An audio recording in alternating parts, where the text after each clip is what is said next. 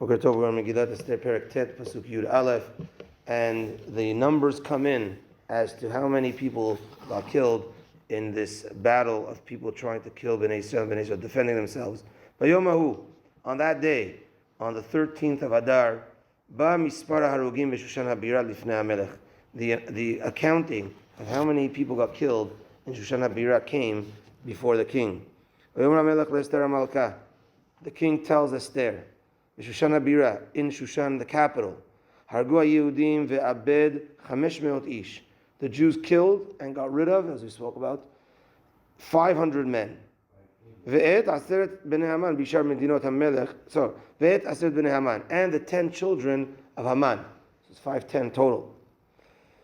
Bishar medinot HaMelech me'asu. And he asks her, what did they do in the other places of the king? Uma she'elatech v'yinaten lach. And what is your question? I will give to you. And what else are you asking for? And I will give this to you. So Esther, we see, doesn't ask a question here. She's just receiving the report. He's telling her there's a report. 500 got killed plus the 10 sons of Haman. He says, by the way, what are you asking for? What do you want?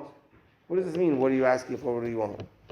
So Achashverosh, it seems like that he got, according to the Yosef Lekach over here explains, that he got the picture that there was more of a job to do in Shushan Habira. Now, the edict was that Haman says that you can only kill the Jews on one day.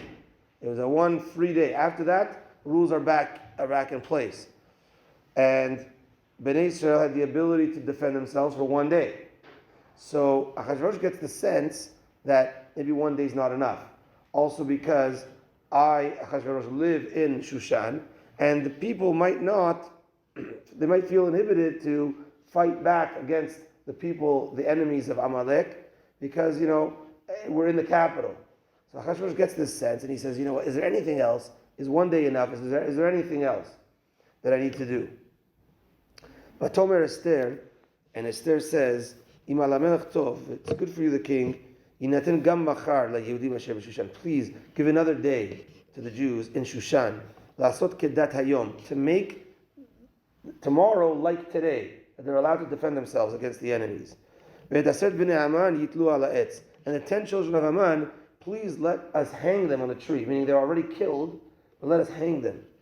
So Esther says she wants another day, and to show the people, to deter them from fighting against the Jews, hang the dead bodies of Haman's kids so that everybody sees what was done to the enemy, and everybody's like, "Whoa, they killed Haman's kids. Forget it. We're gonna revert back."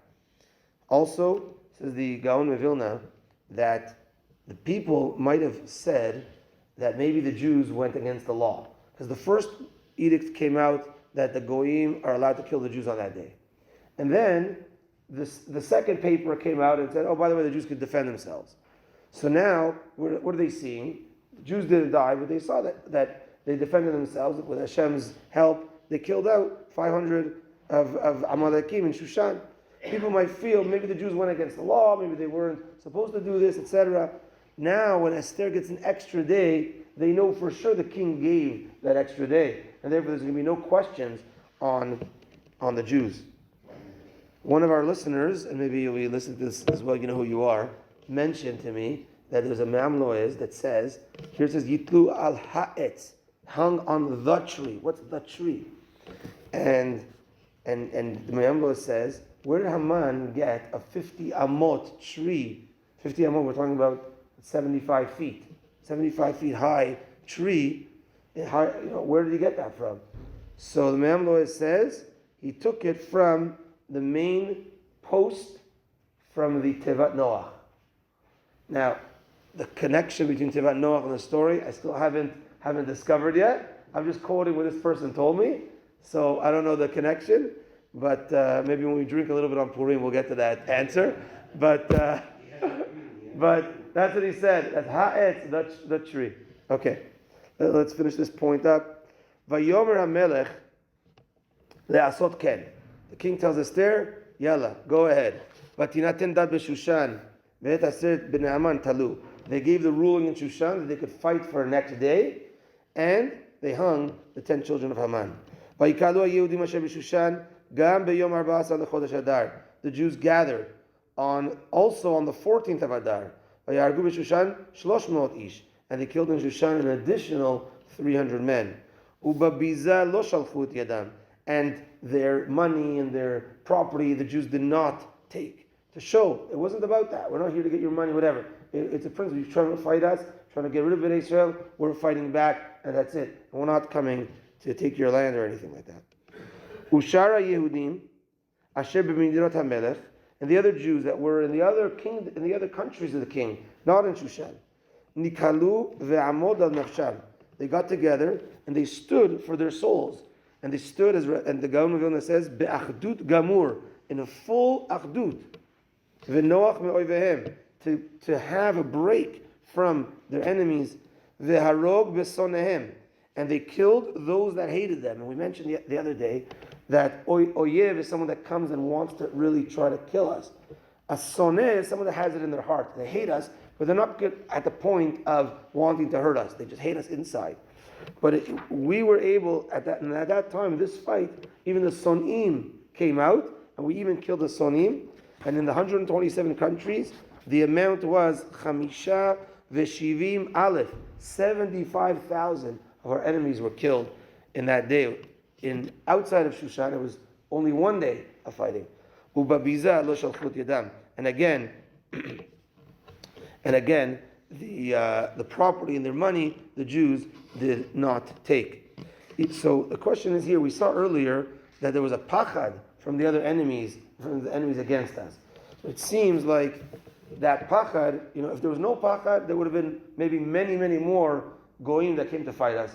So even with that pachad, there was still 75,000 from all the countries that came out to fight us and that we killed. So this is the setup for the next Pesukim, which we'll talk about next week, which gets into the holidays, etc. Because in Shushan they fought for 2 days. That means on day 3, that's when they partied. That's when they were happy with the war was over.